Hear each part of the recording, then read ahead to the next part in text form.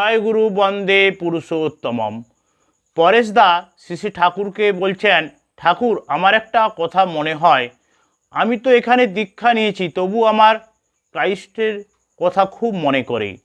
এটা কি আমার দ্বৈতী ভাব? শ্রী ঠাকুর বলছেন, কেন্দ্র সবসময় একই হবে, তার থেকে বিচ্যুতি করলেই দ্বৈতী ভাব হলো। পূর্ব গুরু যারা, তারা সকলেই পরবর্তীর মধ্যে আছেন।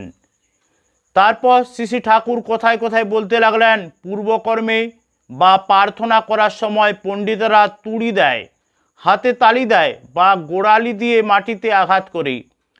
এগুলো তাৎপর্য আছে। এই যে তুড়ি দেয়, তার মানে হলো আমার মানসবৃত্তি যাতে 10 দিকে ছিটকে না যায়, আমি যেন 10 দিকের আকর্ষণে আদর্শ থেকে দূরে সরে না যাই।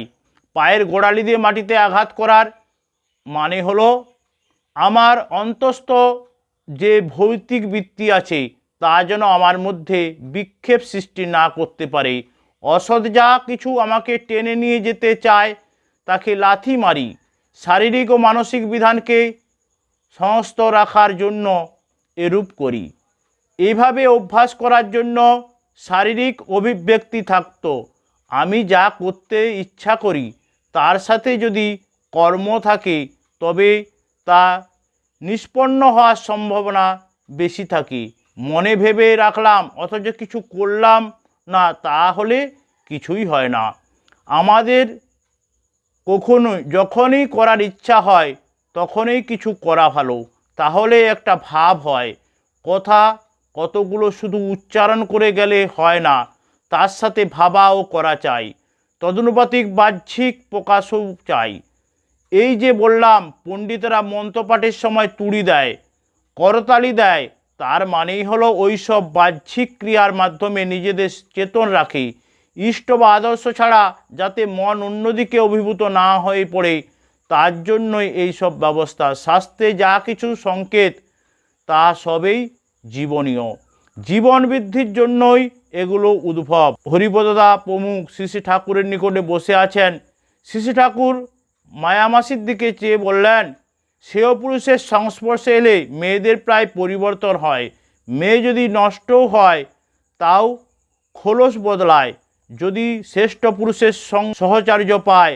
আম্রপালি খারাপ ছিল, তার প্রচুর সম্পদের বাহার ছিল, তার খুব অনুশোচনা হতো, ভাবতো আমি খুব পাপী, কত অন্যায় করি, বুদ্ধদেব কি আমার দয়া করবেন? তিনি কি আমার মতো এই অস্পৃশ্যার হাতে খাবেন? মনে মনে খুব অনুতপ্ত হয়ে আর কাঁদে।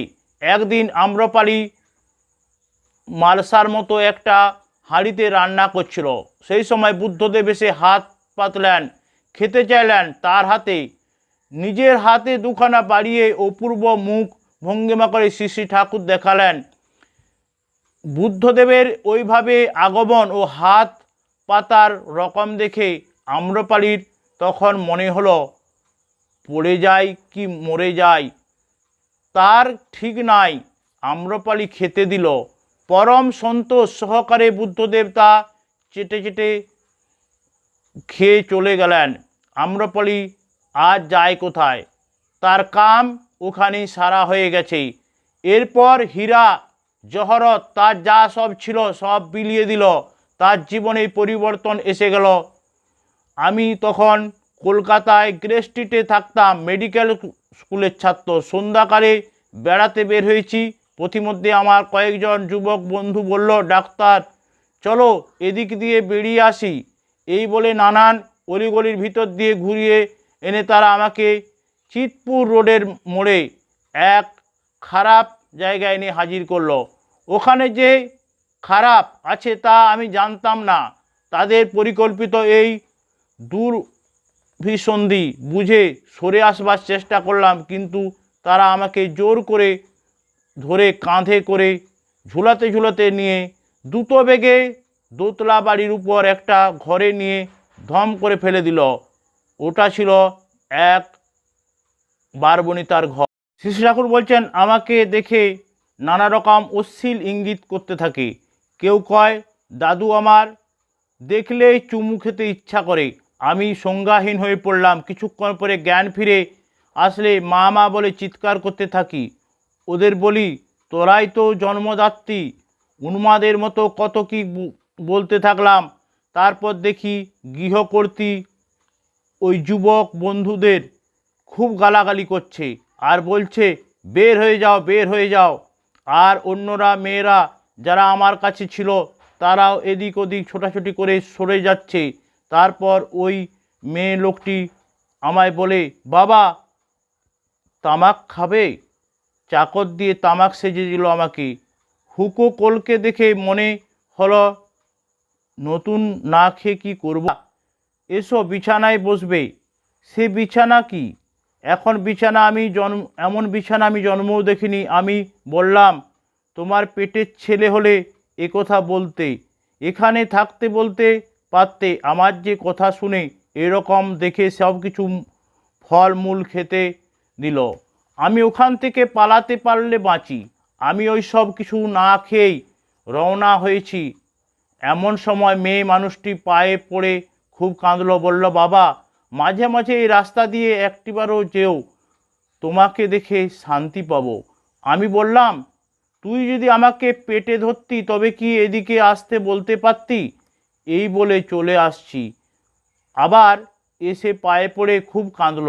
নিজের পাপের কথা বলতে লাগলো আর খুব কাঁদল। আমি সান্ত্বনা দিলাম। তারপর সেখান থেকে চলে এলাম।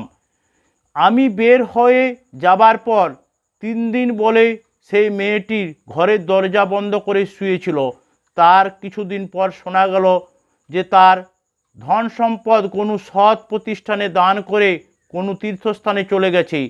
ওই যদি ওই রকম হয় তবে আম্রপালির হওয়া তো স্বাভাবিক। আম্রপালির এত ধনসম্পদ ছিল যে তার কাছে অনেক ধনী লোকেই নগণ্য বলে মনে হতো। কত নষ্ট মেয়ে যে শ্রেষ্ঠ পুরুষের সংসর্গে এসে ত্রাণ পেয়ে গেছে তার ইয়ত্তা নেই। শ্রী শ্রী ঠাকুর খুব আবেগ নিয়ে নানা রকম অঙ্গভঙ্গি ও মুখভঙ্গি করে এবং কখনো কখনো বা রসাল হয়ে কথাগুলো বলে চলছেন। সবাই নিস্তব্ধ হয়ে মন্ত্রমুগ্ধবৎ শুনলেন এবং অপূর্ব অপার্থিব প্রেরণায় ভরপুর হয়ে উঠলেন। সকলকে জয় গুরু।